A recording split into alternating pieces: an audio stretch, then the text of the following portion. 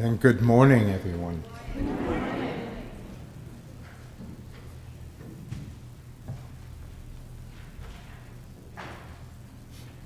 Welcome to the First Religious Society Unitarian Universalist in Newburyport, Massachusetts. My name is Stephen Will Foster, and it is my honor to be the worship associate for this service, led by Julie Parker Amery. If you are joining us for the first time, you are welcome. We are glad you are here. We come together at FRS online and in person, bringing our commitment to love, peace, and justice. Our mission and our invitation to everyone is to come as we are, journey together in love, act with courage, and transform our world. If you're worshiping online and would like to access this morning's order of service, you can please click on the link just below the live stream. If you'd like a large print order of service or a hymnal, please ask an usher and they'll be happy to provide it for you. I would like to draw your attention to many activities and events happening here at the church. They are listed in your order of service. And they're also listed in the steeple, which shows up in your email. Please join us after the service in the lower meeting house to celebrate Julie Parker Amery and her decades of service to this church. There will be cake. But you have to hurry. As well as time for sharing memories, and everyone is invited. Thank you. And it is good to be together.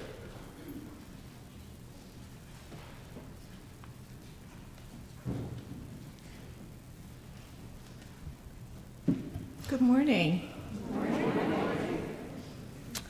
The opening words are by Tanya Marquez.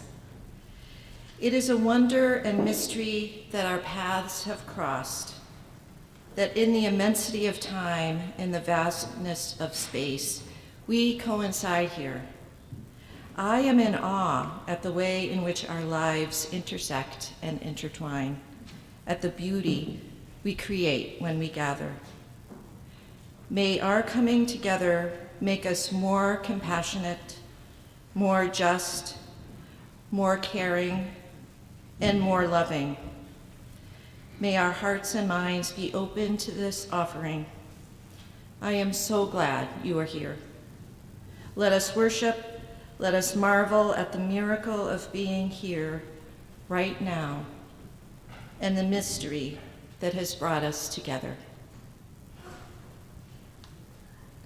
I just have to say before we have our opening hymn that I am looking out and the faces that I'm seeing, one after another, it's like, wow, wow. It's beautiful. Thank you for being here. And now please join in singing our opening hymn, number 347 in the gray hymnal, Gather the Spirit. Oh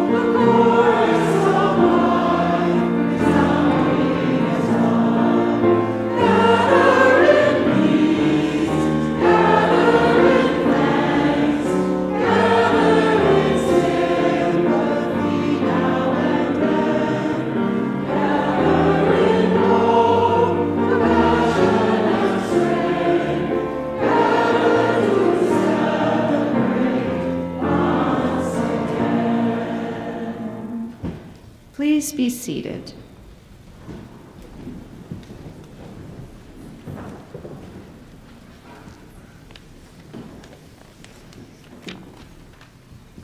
Hello. It is awesome. On behalf of Julie as well, I'm looking out and thinking, wow, this is pretty awesome. So me and the kids are here to help with the chalice lighting. So as Lily lights the chalice, if you'd like to all say the words to the chalice along with me, they are printed in your order of service. Let's say them together. We gather this hour as people of faith, with joys and sorrows, gifts and needs. We light this beacon of hope, sign of our quest, truth and meaning, in celebration of the life we share together.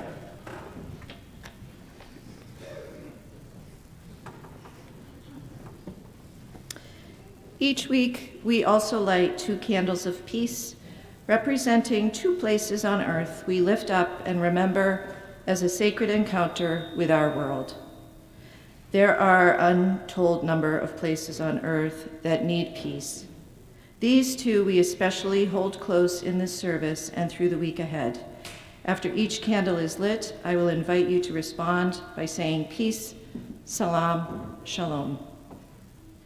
Our first candle is lit for Haiti, where political disruption and a series of natural disasters have led to deep poverty, starvation, and unconscionable violence, where the crisis has intensified in this past week.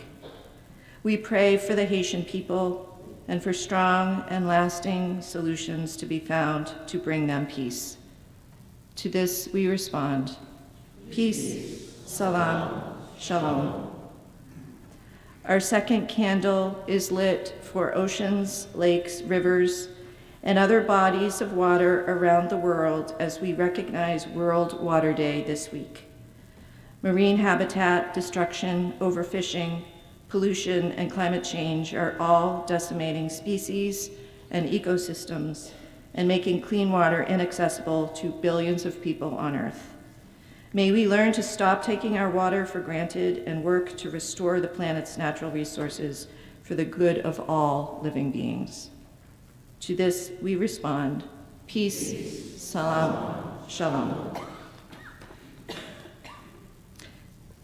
And please now rise in body or in spirit and join our voices in our affirmation of faith, followed by the doxology.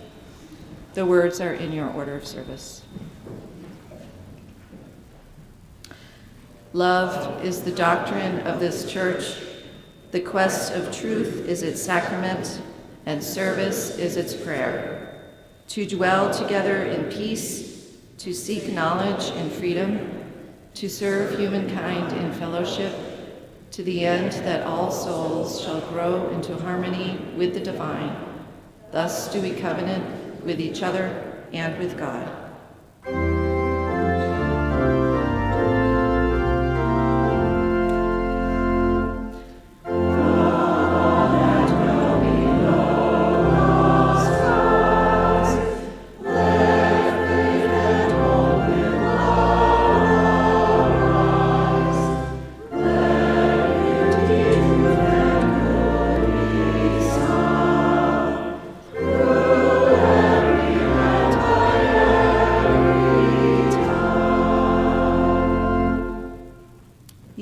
Seated, and I'd like to invite the children and youth forward for a moment for all ages.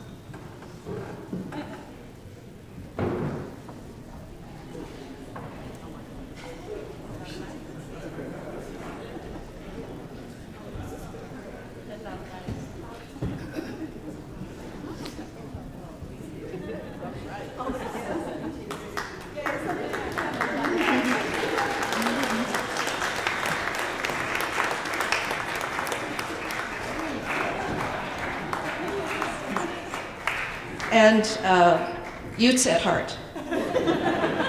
Once a Ute, always a Ute, right? Good morning, everybody. It's so good to see you all. Thank you for joining me up here this morning for a story. This is a folk story, and versions of this story exist from all different cultures all around the world, which is a really cool thing about folk stories. You know, you hear different versions and they travel around the world and they take on, different details and so forth, but they all have the same message in them and kind of bring us together. So the one this morning, I'm going to just sort of provide the bones of it, and I want you all to help me fill in the details to create this story together. So we start at the beginning, and once there was a woman, kind of an oldish woman, and her name was what? What do we want to name her? Emily? Okay, thank you. So there was a woman named Emily. And Emily, where does Emily live? Where do you think? Where, should she live yep? New York. Northern Canada. Is that Northern Canada? Oh, Emily is Northern Canadian. Is that where she lives? Or did she? Yeah. Yes, okay. So Emily lives in Northern Canada somewhere in a village. And she starts having dreams. Well, she has one dream about finding a treasure under the bridge in, let's say where's a bridge in the world? Like a famous bridge. The Golden Gate Bridge, okay. So Emily has a dream one night that there's a treasure buried under the Golden Gate Bridge. And, it's a dream. She doesn't give it much thought until she has the dream again. And then she starts thinking, well, that's kind of weird. I've had the same dream twice. And then she has it again, and a few more times. Has that ever happened to you, where you have the same dream repeatedly? Yeah. Usually means something important, so pay attention. So finally, Emily thinks, well, there might be something to this. There might actually be a treasure under the bridge, under the Golden Gate Bridge. So Emily goes all the way to San Francisco, because she's onto this. She knows there's a treasure there. So she starts rummaging around when she gets there.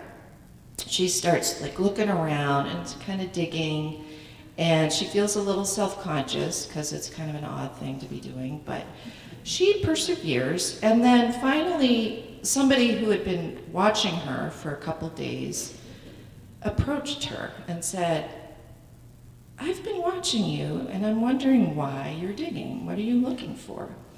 And she said, well, I dreamed that there's a treasure buried under the Golden Gate Bridge, and I'm looking for it. And this person looked at her, and you know what they did? They laughed. They said, it's a dream. I mean, come on. I had a dream once that there was a treasure buried under the stove in the house of a woman named Emily who lived in Northern Canada. You don't see me running off to Northern Canada, do you? So what do you think Emily did? She went home to Northern Canada, and she dug under her stove. And what did she find? Treasure! She did. So you never know. Sometimes, what you're looking for is right there. That is the end of the story. Thank you for co-creating it. And you can go downstairs with Mara for young church or back to your pews. Thanks, everybody. Have a great day. Thanks.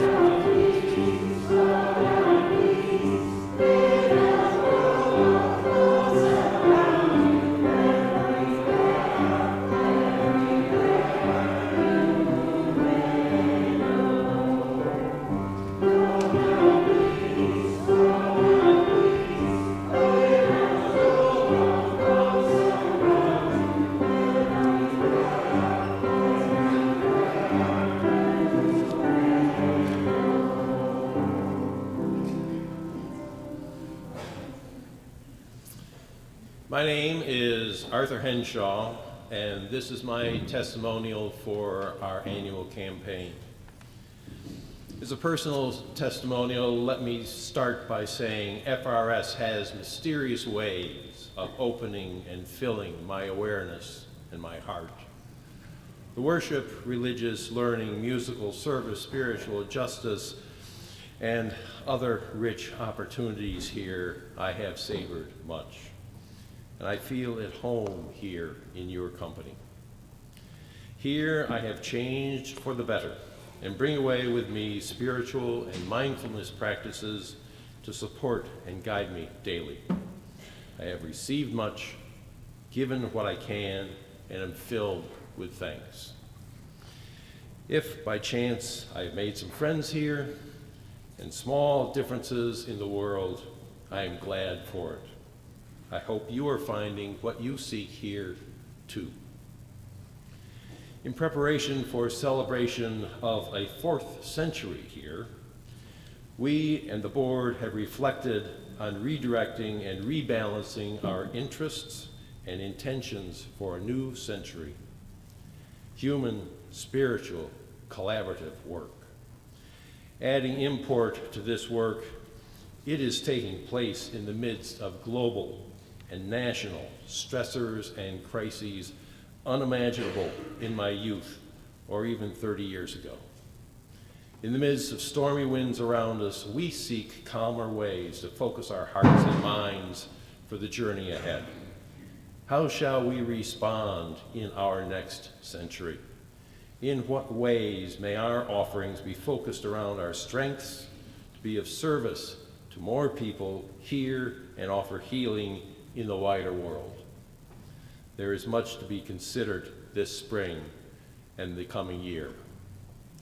Simultaneously, having experienced a period of membership growth, FRS has grown into the UUA's large church category as the 2nd largest congregation in New England. This too is a significant change. The fact is, large churches need different staffing arrangements to serve larger memberships. Adapting to that reality, our leadership has designed a reorganization of staff positions and functions to serve our growing needs as a large church. There are farewells, searches, hirings, welcomings, transitions, learnings, and adaptations ahead as new staff settles into place and new ways in which we are reached and served are built. Yes, change is in the air. While I was a member of the board, seems a long time ago, during the interim with Reverend Milner and continuing through the first 2 years of Reverend Rebecca's ministry, the board talked a lot about changes in church membership, in organizational design, in personnel, in policies and systems, in programs, and in church culture. It's all interrelated, of course, and a characteristic of size is that informal systems work less well in large churches than they do in small ones. Large churches, therefore, tend to be very intentional in planning and making change to minimize unanticipated repercussions. To establish this new organization is important work for this next year, and it needs a solid budget to support it. The trajectory established in the next year may affect people here and the success of FRS for years to come. Let's help this organization transition and rethinking of mission to succeed. Let us too be intentional and heartful with our pledges not to take these changes lightly and support these efforts fully with our gifts. We and our pledges are the financial foundation of this church.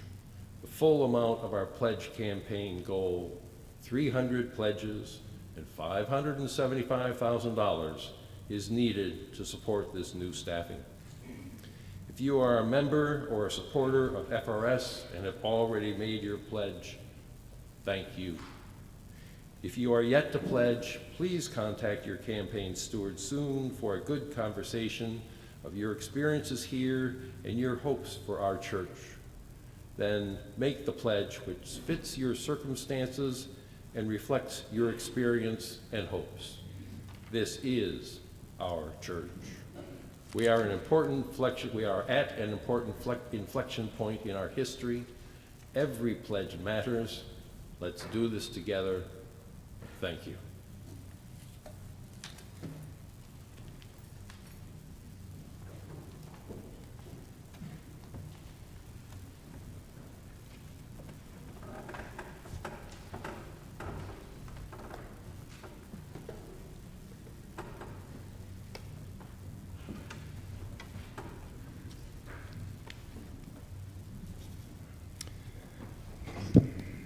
And so, the generosity of our community is an essential ministry that supports the work of church both in Newburyport and beyond.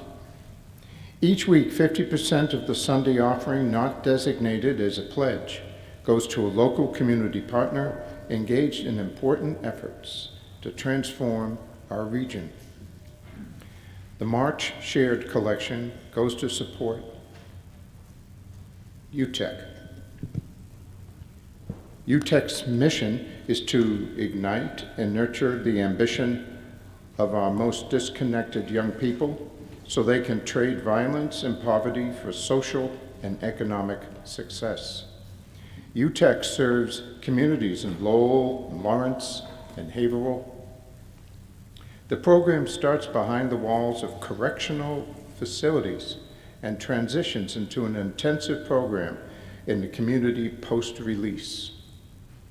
87% of young adults in the workforce development programming had no new re-arraignments. 87%. This re-arraignment rate is just 1/4 of the state average, and that is inspiringly low. Please help fuel the hope of young people in this program. The month of March is also a time of our annual giving campaign. If you already made your pledge, if you are ready to make your pledge, please come up to the chancel while the music is playing, and Julie and I will gladly receive it. We are halfway through the campaign, and we have raised over $392,000. Thank you to everyone who has pledged so far and has chosen to increase their pledge. Our goal this year is $575,000, so we still have a significant amount left to raise. Please consider making a pledge today. We ask that you think about how much this church means to you and to give generously so we can continue to make an impact in the coming year. So if you want to make a pledge, you come right up front. We'll be standing here with baskets, and the regular offertory will also be held. To give online, please use the link in your order of service or below the live stream. You can also make a contribution by text. And of course, you can always mail a check to the church. Thank you. The offering will now be gratefully received.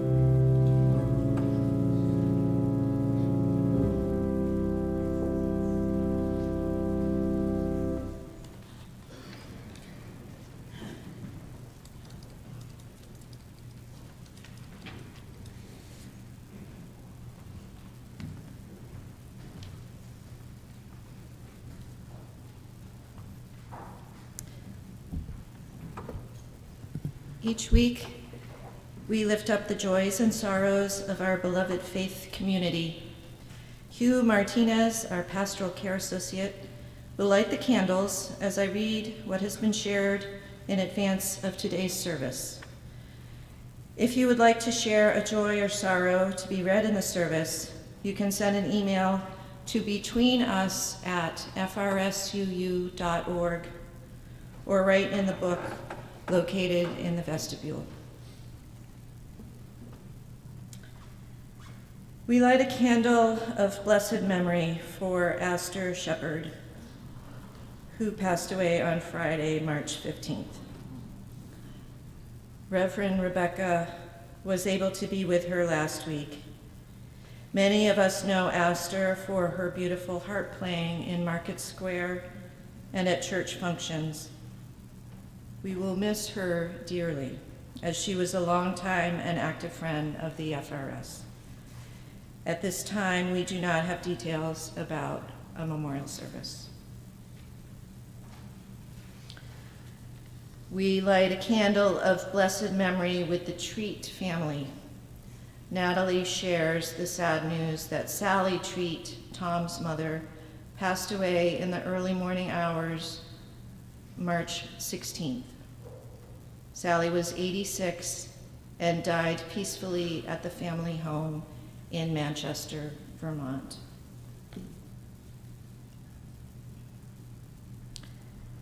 And we light one final candle representing all those joys and sorrows, though unsaid, are held in just as much love and care.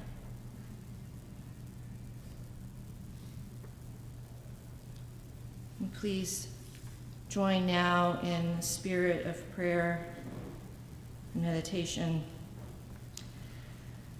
Spirit of life, we are grateful for this day and for the opportunities it holds.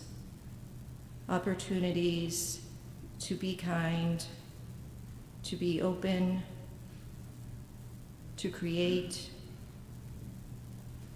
to make peace. May we live today in a way that honors our ancestors and that honors those who come after us.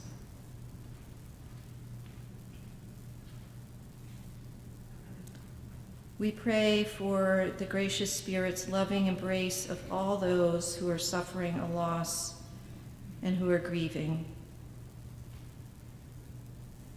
those who are ill,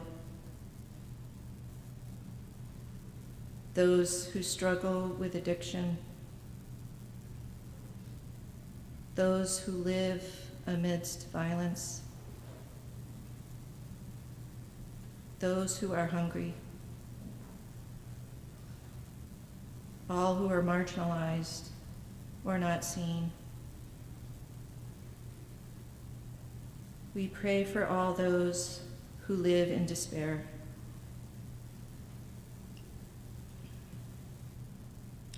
Spirit of life, we pray for the courage to be peacemakers and speakers of truth, for the gentleness of spirit to bring comfort, and the wisdom to remember that we are connected to all living beings.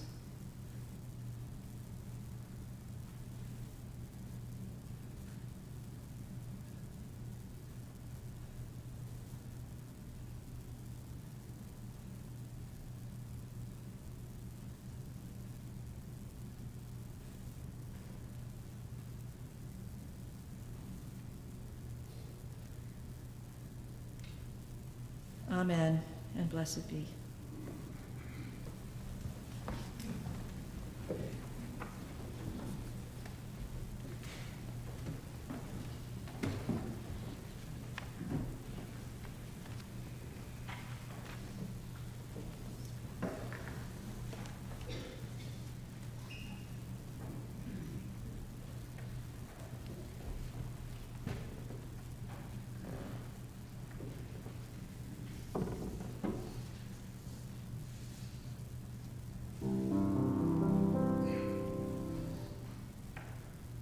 are going, heaven knows where we are going, we know within.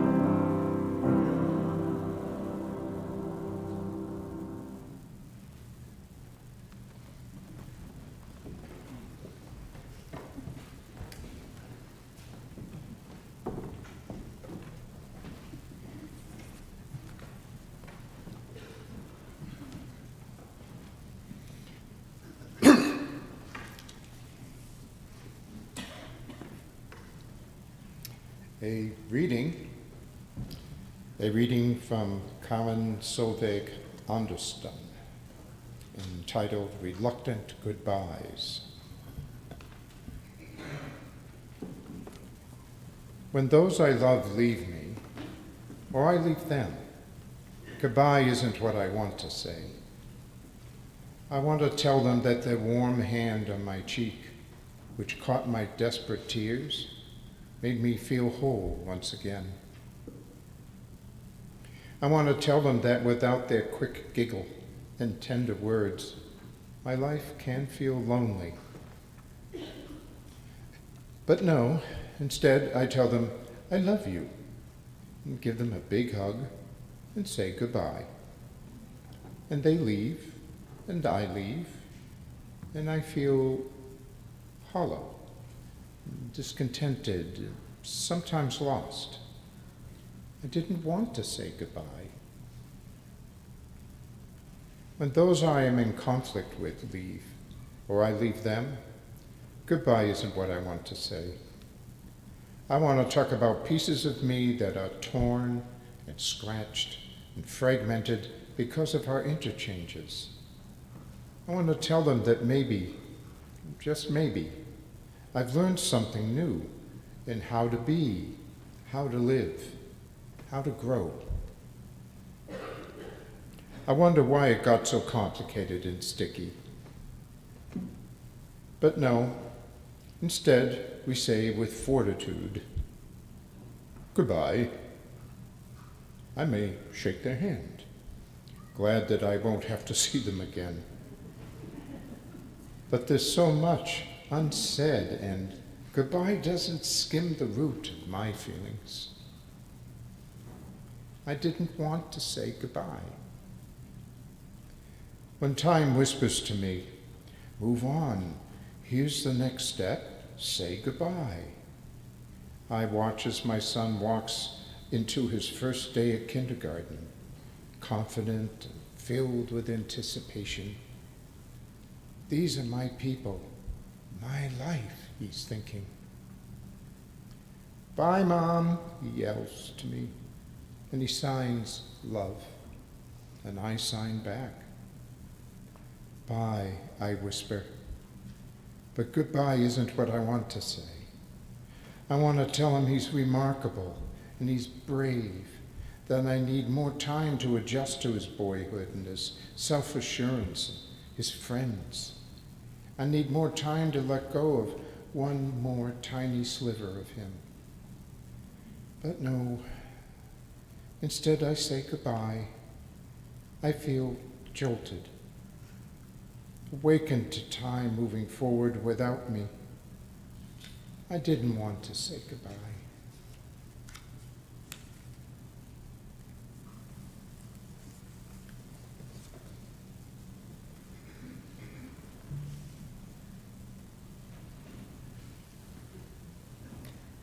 I can promise you that none of you are that person whose hand I shake secretly saying, yay, I'm never going to see them again. Seriously. I was listening to that.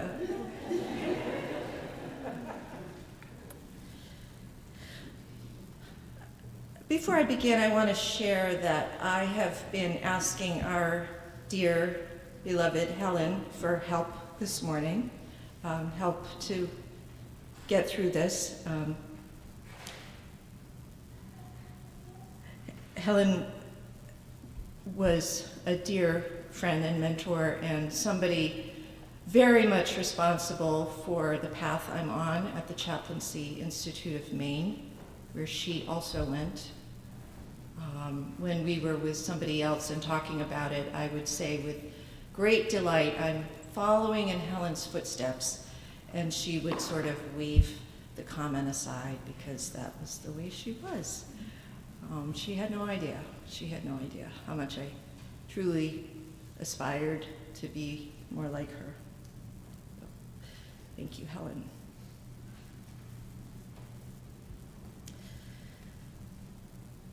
Let me put my tenure here into context. When I came on staff at the FRS, Bill Clinton was president of the United States. Remember him? I had this thought the other week, and I actually had to check the facts. It couldn't be true, but it is. I was hired in May of 2000. It was, of course, the following November when we all became acquainted with the term hanging chads, and the Supreme Court discerned who our next president would be.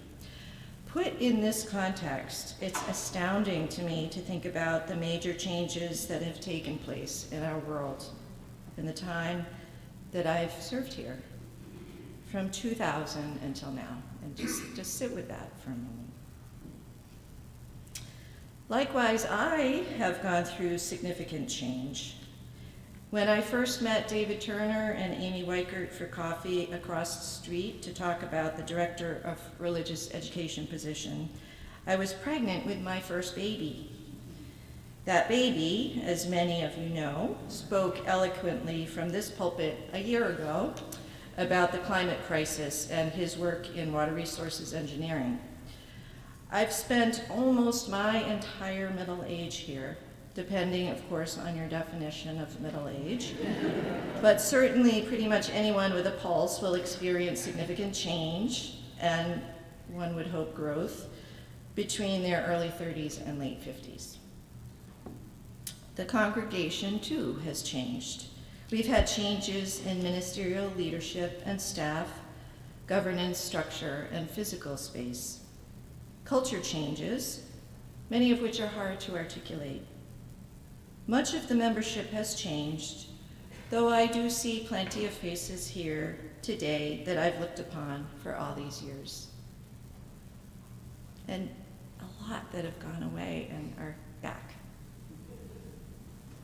Today, I'm thinking of all the beloved friends who have passed on.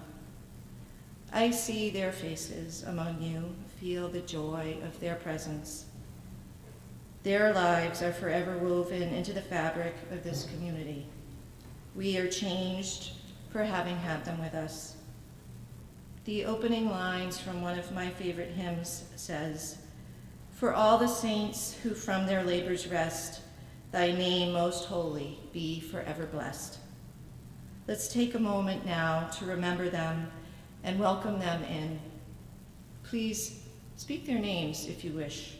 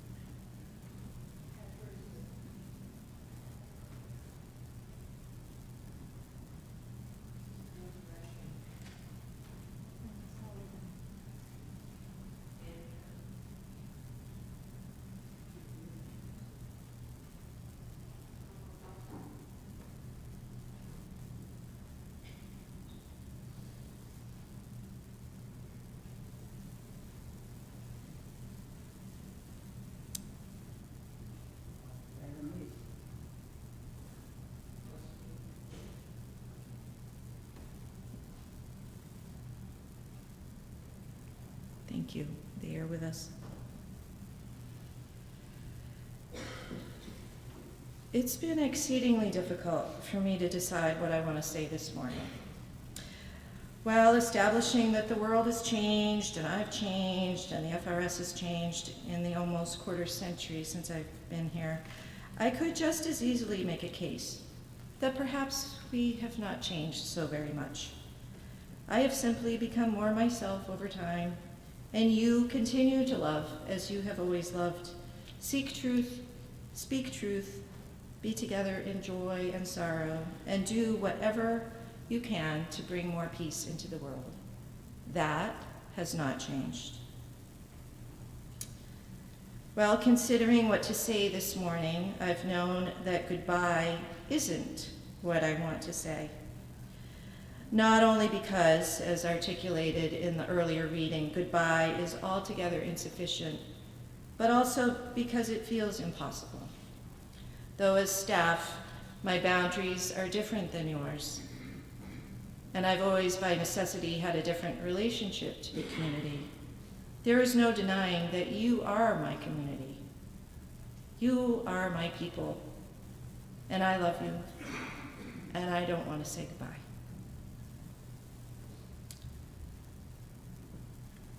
Let me tell you then, in as articulate a way as I can, what you have meant to me. And I'm going to ask you, to participate a little bit in this, only by standing when I ask you to.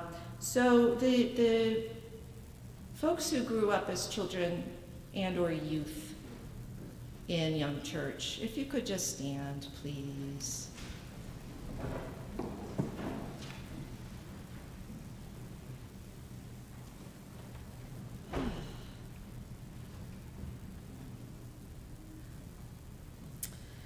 For your benefit, I learned to embrace imperfection, and for that I'm eternally grateful. I learned that it was okay to make mistakes. In fact, that was what brought realness to Sunday mornings. I used to like to say that one of my purposes here was to model imperfection for you. And I hope you absorbed some of that. Mistakes are good. They're how we learn. And you are beautiful just as you are. From you, I learned week after week that joy and sorrow coexist. Indeed, one cannot exist without the other. Sometimes they exist so closely that they merge to form a jarro. Remember the jarros?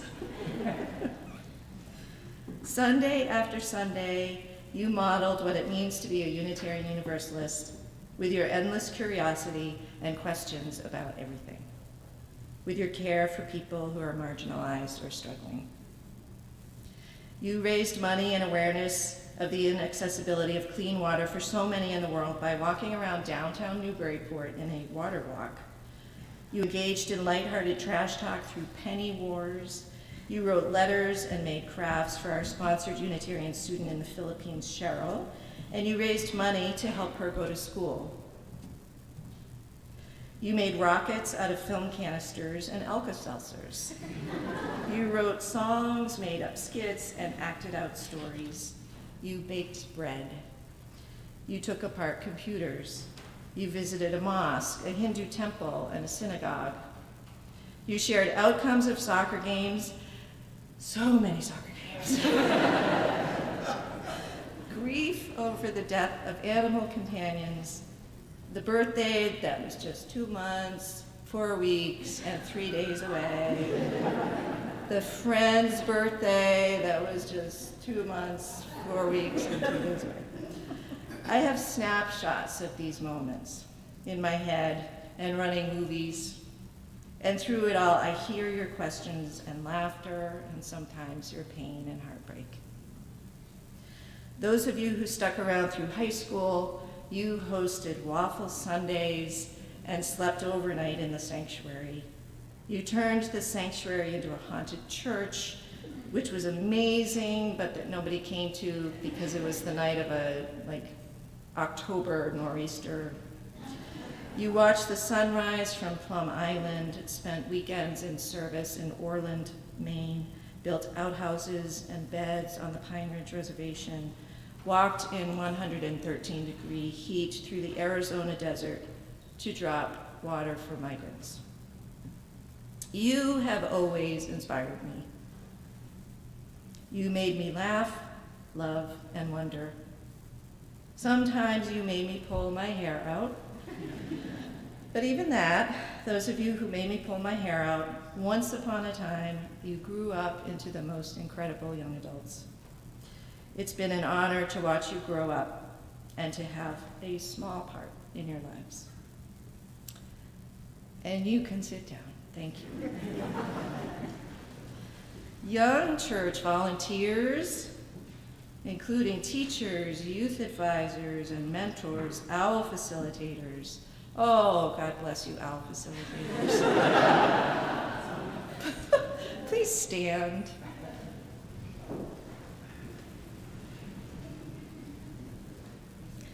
Thank you for helping create the incredible community of Young Church. Week after week, year after year, you came in to gently guide our young Unitarian Universalists in their quest to understand the world and themselves. You came in with humility, knowing that you were there really as co-learners with the children and youth. I relied heavily on you to ensure that Sunday mornings went smoothly.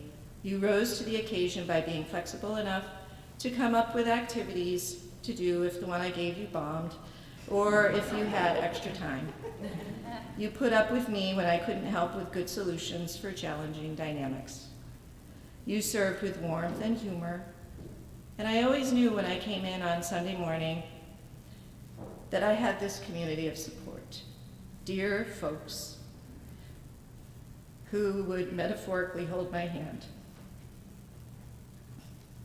You were the village, helping to raise our children. And I'm looking at you now, and I have so many memories of, sitting downstairs in circle and just the laughter and joy and just, thank you, thank you.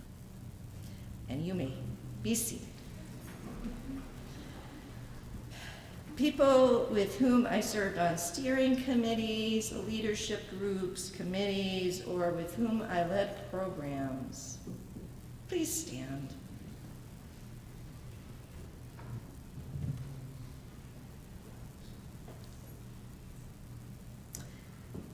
Thank you for being the workhorses of the church. Together we wrestled with questions going to the heart of Unitarian Universalism. As I see some of you sitting, you should be standing. Thank you, Sue Fasoli. Thank you, Cameron, Ted. I mean, come on, people.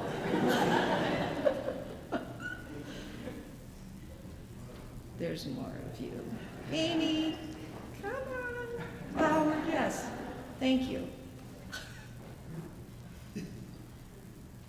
Oh, no, I lost my place. We reflected on the beloved community we aspire to be and wondered how our work could most effectively move us toward that vision. We thought about the lives of our parishioners and how our work could be of most benefit.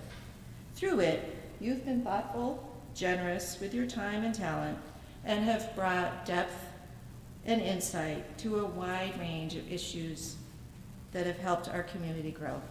You've challenged me and humbled me when I thought I knew the best way of doing things.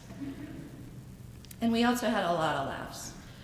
I have so many memories of sitting around a table or on a Zoom call and laughing with great gusto as we've touched on the absurd or simply found something humorous in the mundane. I so often left our meetings not just with a lengthy to-do list, but with a feeling of joy and connection. You may be seated. Thank you. Mary, you should have stood up. Staff, past and present, please stand. And maybe we could, have a little round of applause for ourselves.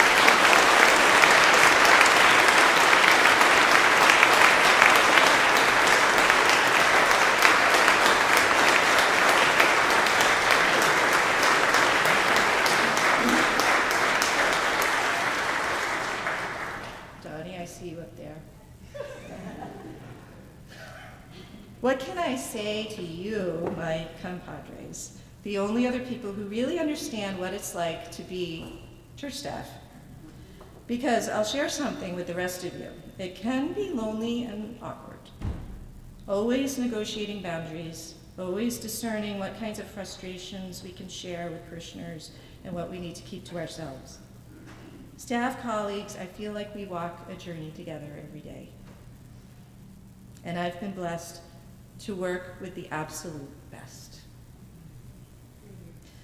You are so dedicated to your work and the community and work tirelessly, honestly. Justin and Diane and Donnie and Stan, Cynthia is not here, and Mara is downstairs. And if there is anybody more qualified to do children's ministry than Mara, and I don't know who it is. And I include myself in that, honestly. Thank you for walking the journey with me. And Staff who have returned today, Kristen and Kristen are here, and Sharon. They left during the pandemic, and they didn't get this. They left without fanfare. There was no party. Please, today, please share your good thoughts and your appreciation for them downstairs, as I'm sure they'll be there. I hope they'll be there, so thank you. And Harold, my cherished friend and mentor, the one who taught me how to be a religious leader.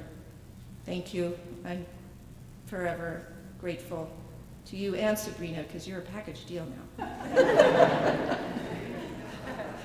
And you might not all know Harold. He was here for only 21 years. He was a short timer.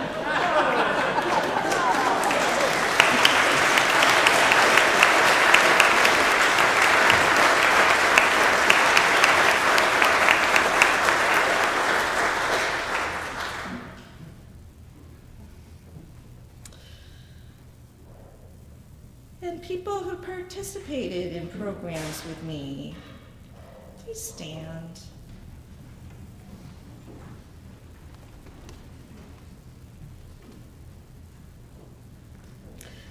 From seeing light to writing your spiritual autobiography to the Tuesday morning group and the film forum, I've had the honor of hearing your stories. You have so generously shared your lives, your joys and sorrows, your fears, triumphs, challenges, questions. You've filled me with wonder and hope. I've so often left our gatherings feeling humbled by the depth of sharing and grateful for the opportunity to receive it. Truly, I am grateful. This is what the work is all about. Thank you.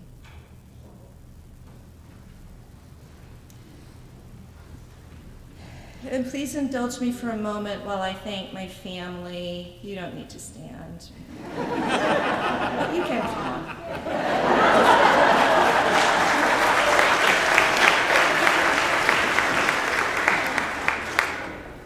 Thank you for being involved here at the First Religious Society. It's made my work that much more meaningful. It was always my favorite terms when Steve taught in Young Church, to watch him build relationships with the group he was with from preschool all the way up through early teens. That was great fun. And Isabel and Liam and Lily, those Sunday nights, the meetings for coming of age and justice trip preparation were that much more special with you all there. I feel like we got to know each other in ways that we otherwise might not have. So thank you for everything. I feel like I need to thank the Academy.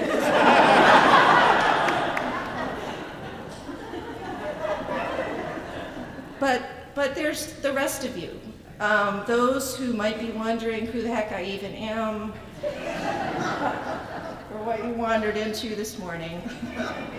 I'm sorry. I regret that our paths won't converge, because I know you have something to teach me. One thing I've learned from my years here is that everyone has an infinite cache of stories, and each one I've heard has made my life richer. I hope that you'll find connections here, people with whom you'll exchange stories and share joys and sorrows. Sadly, for me, it won't be me, but may it be somebody. I want to share, at the risk of sounding a little bit braggy, I want to share that in the wonderful emails and cards that I've received since announcing that I'm retiring, a common theme has been evident. In expressing your appreciation for me, so many of you thanked me in particular for seeing something in you that you were either unaware of or that you had little faith in.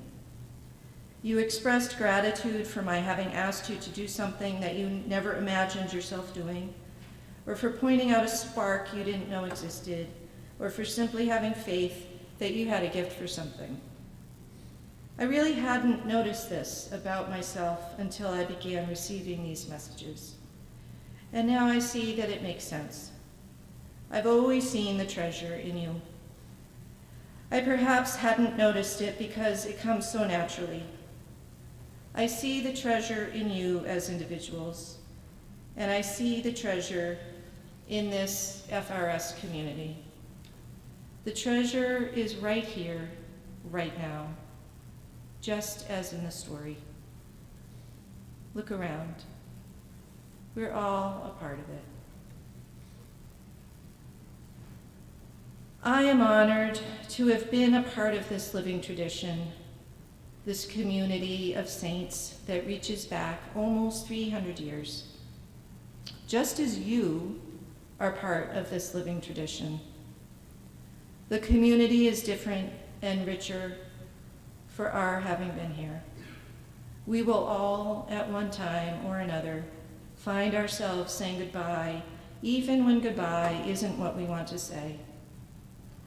So when it comes to your time, what is it that you'd like to look back on and say, I did that, or I was that? Or maybe you'll simply look back and say, I brought my authentic self to the First Religious Society, and know that you've enriched our community because that's exactly what we needed. Goodbye isn't what I want to say. So I will say thank you. And I will say you are a wonder. And I will say, in the words of Rilke, I am so glad you are here. It helps me realize how beautiful my world is. Thank you.